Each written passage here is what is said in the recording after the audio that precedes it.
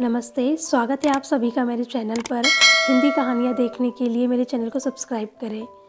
ससुराल है या मायका है, रिश्तों से महकती हुई कहानी।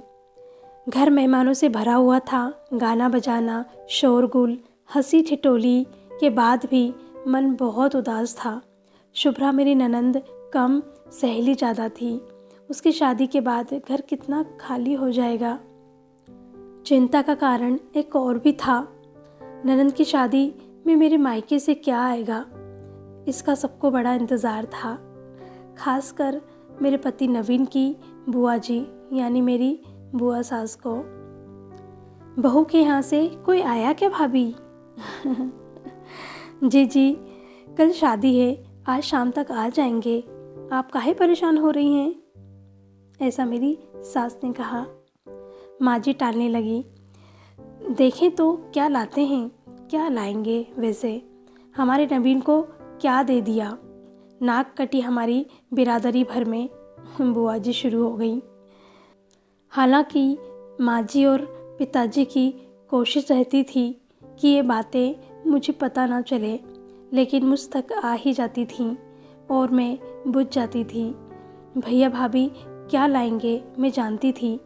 मम्मी पापा के गुजरने के बाद भाभी ने मुझसे ना के बराबर संबंध रखा। एक ही शहर में रहते हुए भी साल में 1-2 बार से ज़्यादा मायके नहीं जाना होता। रुपए पैसे की वहाँ कोई कमी नहीं है। लेकिन भाभी आपके भैया आए हैं, माताजी आपको बुला रही हैं, नौकर ने आवाज़ दी।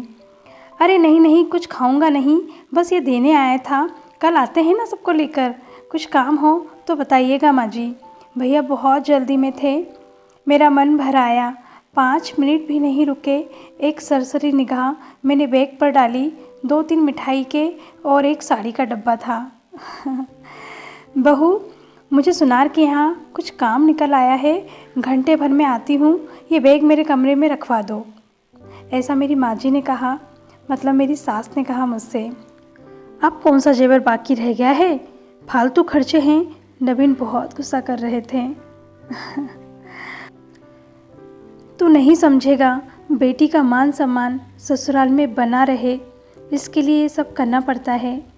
चल जल्दी से ड्राइवर को भेज बाहर। पिताजी ने मुझे देखते हुए बोले।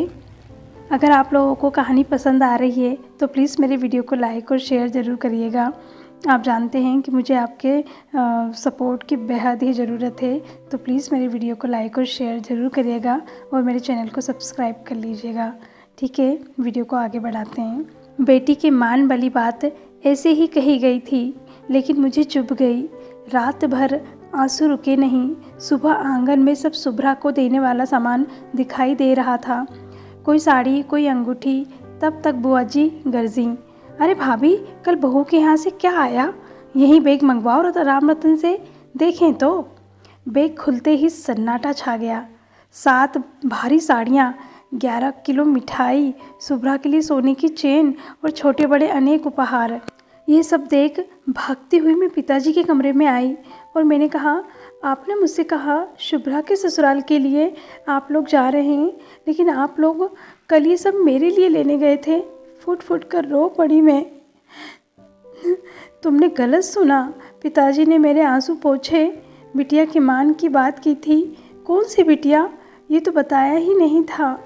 ऐसा ससुराल जहाँ बहू का मान रखा जाए, वो भी इतने प्यार से, उसको मायके से कम मानेंगे क्या? फ्रेंड, ये कहानी आपको कैसी लगी? मेरे तो दिल को छू गई। अगर आपको अच्छी लगी हो तो प्लीज़ मुझे कमेंट करके ज़रूर बताइएगा। फ्रेंड, ऐसा ससुराल बहुत ही मुश्किल से मिलता है और मेरी बेटियों से रिक्वेस्ट है कि यदि ऐसा ससुराल मिल जाए तो उनके मान सम्मान को बनाए रखने के लिए अपने आप को पूरी तरह से निछावर कर देना। धन्यवाद। कहानी यहीं पर ख़त्म होती है। नेक्स्ट कहानी लेकर मैं जल्दी ही आऊँगी। वीडियो का इंतज़ार कीजिएगा। Bye, take care.